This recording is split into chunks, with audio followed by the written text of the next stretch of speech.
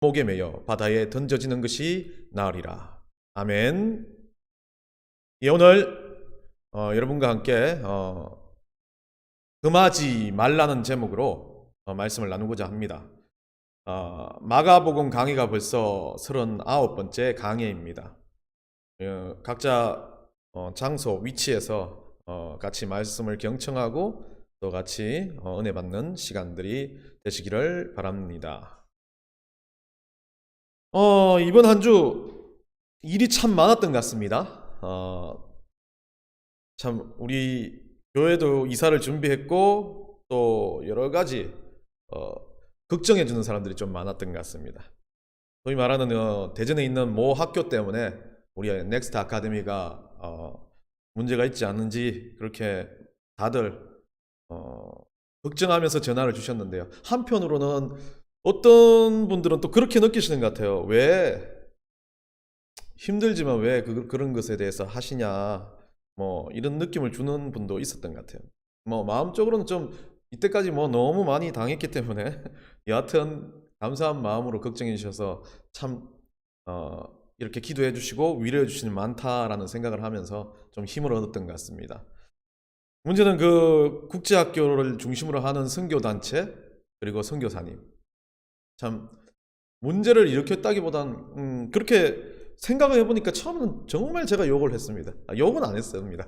그냥 좀 비판적으로 이야기를 했는데 생각을 해보니까 그분 나름대로도 열심히 아이들에 대해서 신앙교육 뭔가에 대해서 열심으로 준비를 했을 거고 그걸 진행했을 거라는 생각이 듭니다.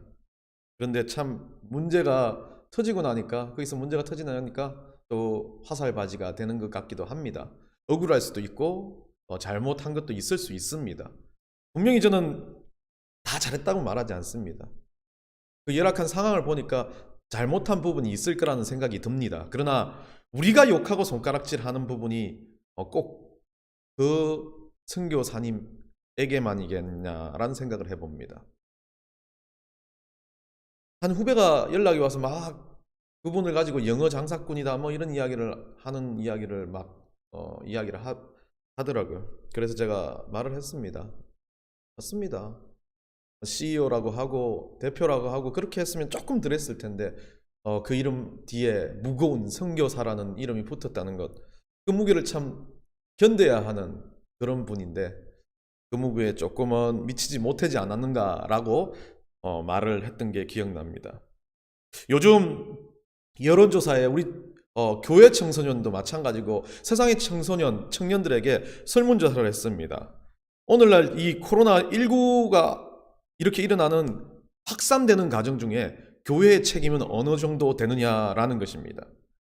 연쇄 집단 감염들이 교회나 예배를 통해서 일어나고 있다는 것 여러분들 아시겠지만 그것에 대해서 물었던 그 중에 기독 청년 중에 70%, 바깥에 있는 청년들은 더 많은 수치가 교회 때문이다라고 이야기합니다. 물론 교회로 인해서 발견되고 이렇게 퍼져갔던 것은 어느 여론조사나 어느 그 서치에는 전 인구의 지금 일어난 코로나 환자의 8% 정도밖에 안 된다고 합니다.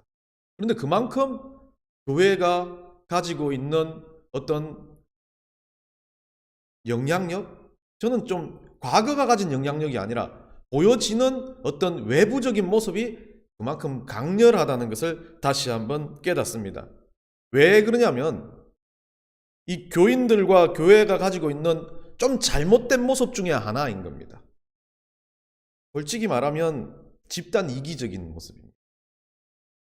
국가를 뛰어넘는 우리 하나님을 섬기기 때문에 그렇게 하는 거 맞습니다. 그런데 국가가 주는 개념과 방침과 방식을 깡그리 무시한 채 그것을 신앙의 관념으로 뛰어넘는다는 생각을 하고 있다는 겁니다. 물론 박해를 하고 초대교회 신자들은 그것을 뛰어넘었기 때문에 영광스러운 선배들이 되었고 신앙의 선조가 됐습니다. 그런데 우리는 다른 상황이란 걸 인지해야 되는 것 같습니다. 대면과 비대면 예배 똑같이 아무런 비대면을 한다고 천국 못 가는 게 아니라 대면을 한다고 천국 간다는 거 저는 아니라고 믿습니다. 그런데 우리는 너무 한 부분만 움켜쥐기 시작합니다. 그리고 그 부분에 그 틀을 가지고 무언가를 견주기 시작하고 누군가에 의해서 손가락질하기 시작합니다. 소위 말한 우리 안에서 집안 싸움이 일어나기 시작했습니다.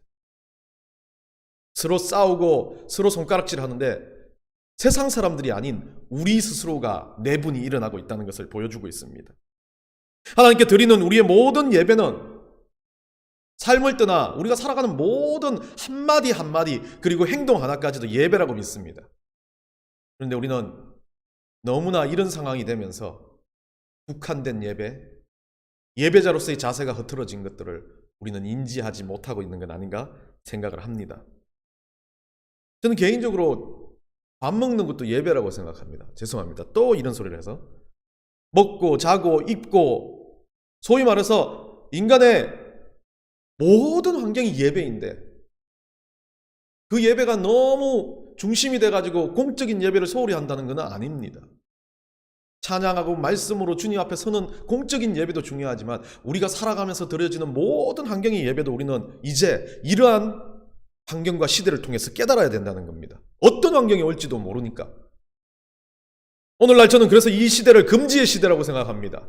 다른 말로 하면 포기의 시대가 되어갑니다. 화려하고 좋았고 엄청난 환경이었던 것들도 포기해야 될 수 있을 때 포기해야 된다는 겁니다.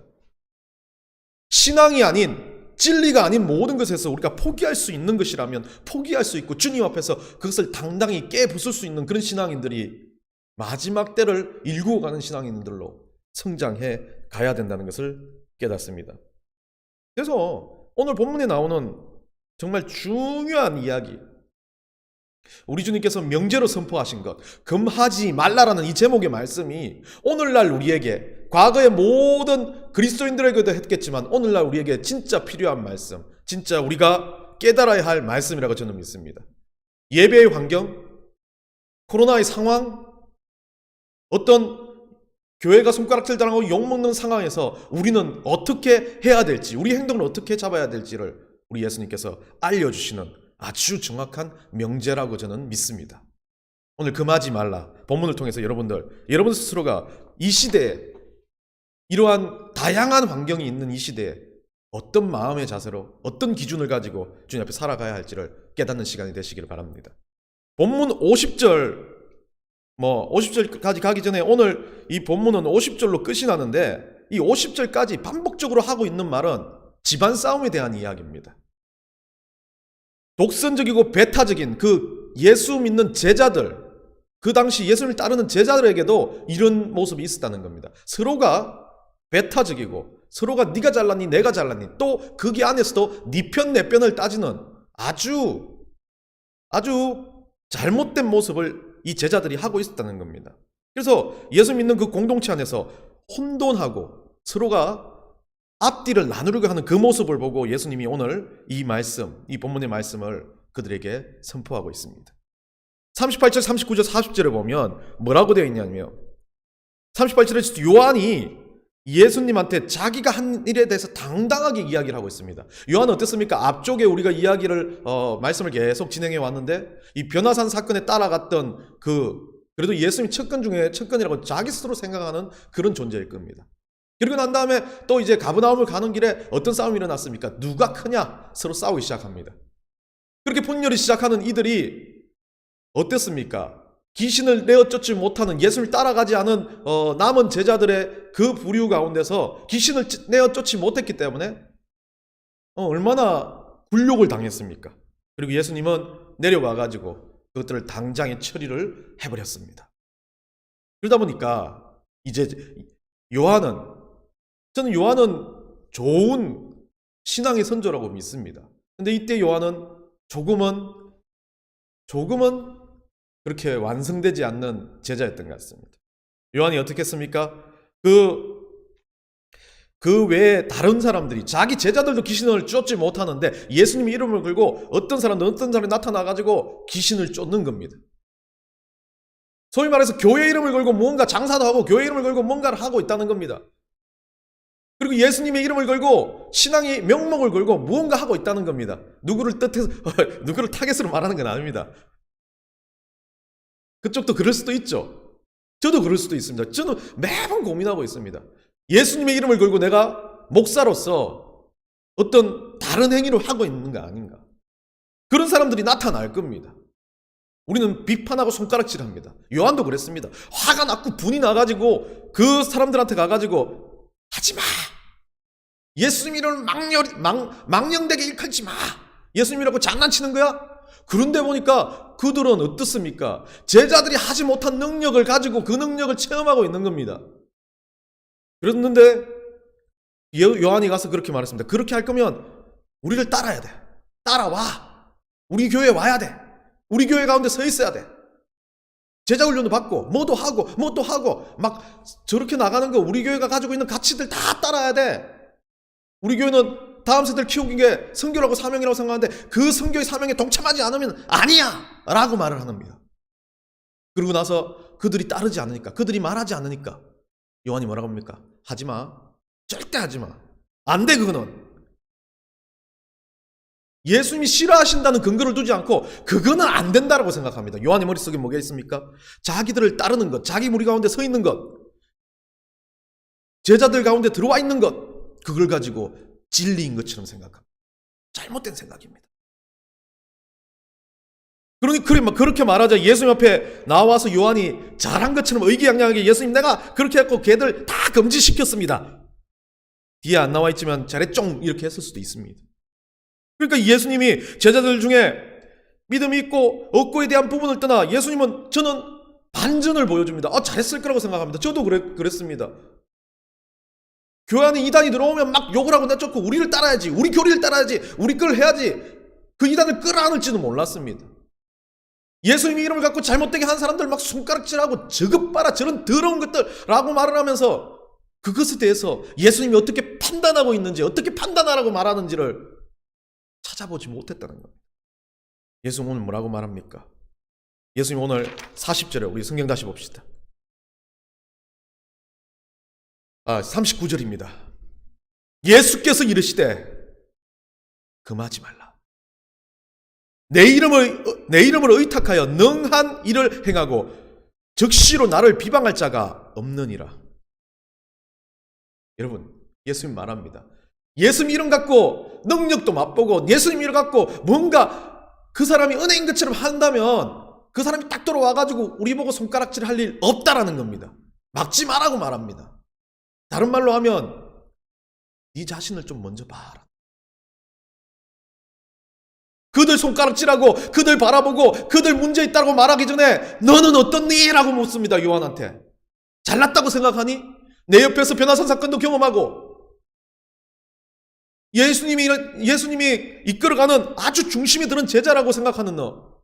그래서 막 중심인 것처럼 예수님 옆에 있으면서 아양을 뜨는 너. 너는 그리스도인이라고 남들보다 천국 갈 거라고 뭐 다 던지고 사는 것처럼 하는 너. 열심도 내지 않고 세상보다 더 윤리적이지 않고 세상보다 더 복음적이지 않은 사람을 사는 너. 너는 어떠냐라고 예수님 묻는 겁니다.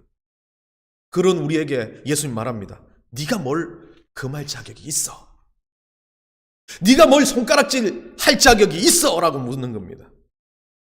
여기서 중요한 의미는 이 예수님이 예수님의 이름으로 내 이름으로 이야기할 때 헬라 원전에서 제자들이 예수님 이름으로라고 말할 때와 예수님이 내 이름으로라고 말할 때 앞에 이름에 대해서 전치사가 다릅니다.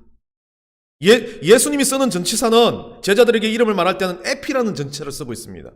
제자들은 예수님께 이 주님의 이름으로라고 말할 때는 n이라는 전치사를 사용하고 있습니다. 전치사 에피는 누군가 무엇을 의지하거나 근거로 표현하는 겁니다. 그것에 대해서 의지하는 겁니다. 그것에 대해서 팍 빠져 있는 겁니다. 이것이 내 가장 핵심이고 중심이라고 말할 때 에피를 쓰고 있습니다. 예수님은 본인의 이름 앞에 내 이름이 근거고 내 이름이 핵심이고 내 이름에 빠져 있어야 된다는 것을 이야기하고 있습니다. 그런데 제자들은 뭐라고 쓰고 있습니까? 전치사 n, 소유격입니다. 수단입니다. 대리입니다. 방법입니다. 예수님이 이름 가지고 방법적으로 쓰고 수단으로 쓰고 어떤 것들로 하는 것들 자기들이 그렇게 하고 있는데 지금 예수님 이름이 수단이 되어 있는데 그 수단을 가지고 다른 예수 이름을 쓰는 그들에게 손가락질하고 있는 그들을 향해서 예수님 말합니다. 너희들도 근본적으로 지저스가 아니라는 겁니다. 예수님 안에 들어와 있고 예수님 안에 막 즐거워서 예수님 때문에 내 인생을 건다면 그들 앞에 어떤 방법, 어떤 것으로 쓰는 그들 바라보지 않는다라는 겁니다. 지금 당장 네 눈앞에 있는 나 예수 그리스도를 바라보면서 그 시간의 감격, 그리고 예수님이 주시는 말씀을 보고 듣고 배우기 위해서 안간힘을 쓰는 거에 더 집중을 할 텐데, 어떻게 썼니? 어떻게 활용했니? 어디서 예배했니? 어느 교회에 가니? 아니면 어떤 목자를 따르고 있니? 어떤 강령을 따르고 있니? 어떤 일들을 하고 있고 어떤 선교를 하고 있고 서로 따지는 것, 이거에 대해서 예수님은 말하고 있는 것입니다. 물론 말이 잘못 여러분들한테 전달되면 뭐 이단도 된다 뭐도 된다는 건 아닙니다. 우리가 가지고 있는 마음을 보자는 겁니다. 우리가 지금 어떻게 생각하고 있고 어떻게 우리 같은 그리스도인에도 그런 마음을 가지고 있냐는 겁니다. 물론 대전에 거기도 잘했다는 거 아닙니다. 물론 다른 교회들도 잘했다는 거 아닙니다. 우리가 지금 하고 있을 때 우리가 하는 방법들이 내 것만 맞다라고 생각하는 자만들이 예수님은 깨져야 한다고 말하는 겁니다. 그러면서 이 예수님의 제자들은 내 편, 네 편 이 이야기를 가지고 싸우기 시작했고 또한 분열하기 시작했고, 오늘날 우리가 가지고 있는 딜레마와 똑같습니다. 이 코로나 상황에서 어떻게 전도해야 되지? 가가호 다니는 목사님, 전도하러 다니는 목사님 보고 손가락질하면서 저런 식으로 하냐? 왜 저런 식으로 무의미하게 목숨을 걸어야 되냐? 저도 그랬습니다. 근데 그것 또한 할 수도 있다는 거예요. 그 사람이 신앙이라는 거예요. 그런데 저는 그런 겁니다. 사회적으로 영향력을 끼치고 사회적으로 무리를 끼치지 않은 것, 그것도 중요하다고 보는 거예요. 소위 대면 비대면 예배의 이분법적인 거, 흑백 논리에 대한 이야기, 이거 지금 우리가 겪어야 할 문제인 것 같습니다. 오늘 예수님이 제자들에게 하고 있는 겁니다. 요 근래 댓글을 한 걸 봤는데 어느 목사님이 그렇게 댓글을 놨습니다.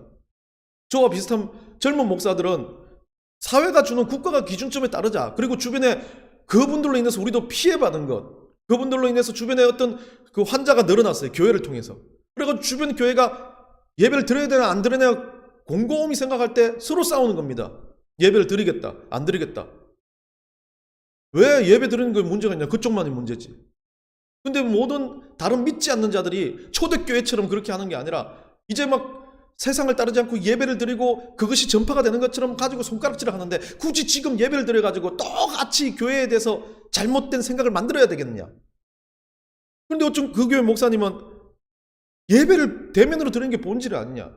마스크 쓰고 방역 잘하고 국가가 되는 지침은 예배할 수 있는데 그거 할 수 있지 않느냐? 라고 서로 싸웁니다. 그분들에게 예배는 본질적인 문제일 수도 있습니다. 예배를 드린다는 건 하나님 앞에 정말 우리가 그리스도인이라는 것을 상징하기 때문에 그렇습니다. 그런데 비대면이든 대면이든 그들이 싸움의 본질은 벌써 오늘 예수님이 금하지 말라는 명령을 내렸던 제자들과 똑같은 모습 아니겠습니까? 여러분 삶은 어떻습니까? 모든 근본적인 문제에서 우리는 원론적인 것, 흑백 논리처럼 뭔가를 판단하고 있지 않습니까? 나는 알고 있고 다 깨달았기 때문에 저 사람은 잘 모르니까 저 사람은 왜 바보 아니야? 왜 하지 못해? 나는 그것에 대해서 A라고 생각하는데 저 사람 B라고 생각하니까 내가 그 사람으로부터 거절당하고 그 사람부터 상처 입었을 때 B라고 하는 그 사람이 잘못된 걸 파헤쳐서 꼭 대갚아 주겠어라고 생각하는 게 오늘날 우리들의 삶의 모습 아닙니까? 우리는 그 일들을 교회 안에서 하고 있습니다. 그리스도 안에서 하고 있습니다. 참 예수님은 오늘 이 말씀을 하면서 가슴으로 절절히 울면서 하는 건 아닙니다.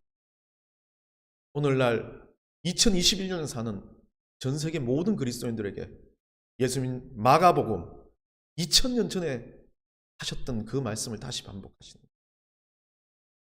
근데 우리가 금할 게 아니라 금하지 말고, 우리가 세운 기준이 아니고, 우리가 역사를 이끌어 간다고요? 아니요, 잘못된 생각입니다. 우리가 이끌어 가는 거 아니에요. 우리 하나님이 하시는 겁니다. 어릴 때 운동회를 하면 마지막 순서가 막 터트리기를 합니다. 천군 백군 나눠가지고. 제 친구 하나가 엉뚱한 친구가 있습니다. 꼭 누구라고 말하진 않겠지만 우리 학교에도 그런 엉뚱한 아이들이 많이 있습니다. 선생님 설명을 열심히 했습니다. 이 박은 같은 팀이 모아서 같은 색깔 자기 팀의 박을 터뜨려야 된다. 그래가지고 막 오재미를 던져가지고 자기 거 터뜨리려고 다 노력하는데 얘는 제가 천군이었고 얘는 백군이었는데 백군 애가 와서 계속 던지더라고요. 그걸 왜 하는지 몰랐습니다. 근데 자기도 모르고 옆에 쳐다보지 않고 막 정신없이 막 박을 터뜨리고 그 박이 우리 천군이 이겼는데 박이 확 터지니까 옆에 애들 끌어안고 좋다고 막 희죽희죽 웃으면서 막 좋아하더라고요. 그런데 어느 순간 자기가 옆에 있는 모든 천군들과 함께 좋아하는 걸 깨닫는 순간 표정이 급격하게 변하더라.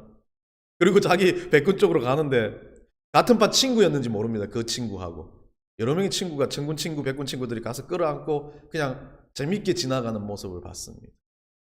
오늘날 꼭 우리는 그렇게 운동을 할 때 그 아이들만도 못하게 살아가는 건 아닌가 생각합니다. 때로는 별거 아닌 거 가지고 나한테 막 오재미를 던지고 괴롭힐 수 있습니다. 그것도 같은 그리스도 이해가 안 돼. 쟤는 기독교인이라면서 나한테 왜 그래? 쟤는 사랑이 없어. 쟤는 나한테 정말 저렇게 지독하게 해. 그리고 쟤는 머리도 없고 쟤는 뭐 일머리도 없고 쟤는 같이 일하면 안 돼. 쟤는 같이 있으면 정말 힘들어져. 우리는 꼭 그리스도인 안에서 그렇게 말을 할 때가 참 많이 있습니다. 근데 예수님은 그걸 보고 말하는 겁니다. 좀 안아줘. 같이 해줘. 좀 위로해줘. 너희들은 네 편 내 편이 아니라 모두가 하나님 편 아니. 그러면서 예수님은 오늘 말씀 41절 42절에 두 가지 강력한 강령을 말씀하십니다. 금하지 말라는 명령은 모든 것에 대해서 금하지 말라는 게 아닙니다. 진리를 훼손하는 거 금해야 됩니다. 당연히. 그로 인해서 문제가 생긴다면 우리는 막아야 됩니다. 그런데 예수님은 너희들이 이런 것이라면 적극적으로 이 일들을 해서 금하지 않는 것을 보여주라고 말하는 겁니다. 첫 번째가 뭐냐면요. 이 41절입니다. 누구든지 너희를 그리스도에게 속한 자라 하여 물 한 그릇 주면 내가 진실로 너희에게 이르노니 저가 결단코 상을 잃지 않으리라. 자, 누구든지라는 제목은 예수 믿든 안 믿든 모든 사람들입니다. 그런데 그 사람들이 예수 믿는 사람, 예수님 앞에서 열심히 살아가는 사람, 그 사람 앞에 그리스도인이라 칭해지는 그 사람 앞에 물 한 그릇은 이스라엘 민족에게 중요한 겁니다. 뭐 돈으로 가치로 따지진 않지만 생명을 상징하고 아주 중요한 의미를 가집니다. 물이 막 귀했기 때문에. 그렇기 때문에 그 사람한테 물을 대접할 수 있다면, 그 사람 앞에 진심으로 대할 수 있다면 그리스도인이든 아니든에 따라서 누구든지 하나님의 백성에게 진실한 자는 우리 하나님이 그에게 상을 주시겠다는 겁니다. 구원에 대한 의미, 다른 의미를 다 떠나서 하시는 말씀인 것 같습니다. 누구든지 안에는 믿는 사람, 안 믿는 사람 다 포함되어 있으니까요. 누구든지 어떤 사람을 대할 때 우리도 마찬가지입니다. 믿음을 가진 백성이나 믿음을 갖지 않은 백성이나 우리는 모두를 대할 때 예수님을 대하듯이 대해야 됩니다. 그렇다면 우리도 똑같이 예수님이 이렇게 조건을 주셨기 때문에 우리 삶 가운데서 누군가가 우리를 향해서 물 한 그릇 대접하는 일들을 행할 때 그들에게 우리 예수님께서 상을 허락하실 거예요. 두 번째는 뭐라고 말합니까? 또 누구든지 나를 믿는 이 작은 42절입니다. 또 누구든지 나를 믿는 이 작은 자들 중 하나라도 실족하게 하면 차라리 연자맷돌이 그 목에 매여 바다에 던져지는 것이 나으리라. 자, 예수 믿는 사람을 실족하게 할 때 우리 주님이 그에게 어떤 벌을 주시겠냐는 겁니다. 힘들게 하고 실족게 할 때 무서운 말씀입니다. 저도 이 말씀 앞에 늘 두려움을 가지고 살아갑니다. 제가 이렇게 설교하고 제가 이게 앞에 많은 사람 앞에 서고 또 어떤 믿지 않는 친구들 앞에 서지만 그들이 그래서 조금 그래요. 목사라는 타이틀을 말 안 해줬으면 하는데 어떤 사람은 목사님 그렇게 버리면 막 그 사람한테 화내다가도 싹 수그러들면서 그렇게 하는 마음이 이런 구절 때문에 저는 그런 것 같습니다. 그 사람이 나로 인해 상처 입었다면 실족해 하면 차라리 연자맷돌이 그 목에 매여 바다에 던져지는 것보다 나으리라 라고 말하는 건, 이 연자맷돌을 목에 하고 이건 자살이라는 의미로 이야기하지만 이건 자살의 의미를 떠난 겁니다. 자살이 아닙니다. 그만큼 힘들고 죽음보다 고통스러울 거라는 겁니다. 우리 예수님께서 얼마나 강렬하게 말하는 겁니까? 궁극적으로 누군가에게 해를 끼치고 누군가를 아프게 한다면 예수님 말씀하시면 가만 안 둬. 그런데 이 땅에서는 어떻습니까? 저 사람은 해를 끼치고 저 사람은 막 힘들게 하는데 예수님이 왜 가만히 있습니까? 우리는 그렇게 이야기하지 않습니까? 그건 예수님 방식입니다. 우리가 예수님을 따진 것도 똑같습니다. 왜 주님, 저 사람은 저렇게 그리스도한테 잘못하는데 저 사람 그냥 두십니까? 그 말을 봤을 때 다른 말로 하면 그건 하나님 방식이니까 성훈아, 네가 생각하는 건 빼고 있어. 너는 네가 네 스스로 기준을 가지고 사람들한테 죽게 하듯 살아가면 된다라고 이야기하는 거예요. 그게 금하지 말라는 겁니다. 기준을 세우되 누군가를 사랑하되 누군가를 위해서 내 삶을 살아가는 게 아니지만 자기 삶을 살되 그 사람들한테 선한 영향력을 끼치며 그 사람들 앞에 예수 그리스도 믿는 하나님의 백성으로서 그들을 돕고 그들을 이해하려고 노력하며 100% 이해하지 못한다 하더라도 사랑하려고 의지적으로 노력하며 나의 좀 부족한 행위로 인해서 매일매일 그들이 실족하지 않게끔 스스로를 단련시키라는 예수님의 말씀인 겁니다. 이 시대, 혼란의 시대, 포기의 시대, 어쩌면 무엇보다도 금지가 넘쳐나는 이 금지의 시대에 예수님은 말합니다. 네가 살아가는 삶에 있어서 그리스도 안에서 열심을 내고 그리스도 안에서 뜨거움을 가지고 기도하고 은혜 받기 위해서 간절하게 살아가는 모습 금하지 말라. 또한 누군가가 열심을 내고 살아가고 누군가가 뜨거움을 가지고 살아가고 누군가가 정말 강렬하게 하나님 앞에서 살아가는 삶을 보면서 욕하지도 말고 금하지도 말라.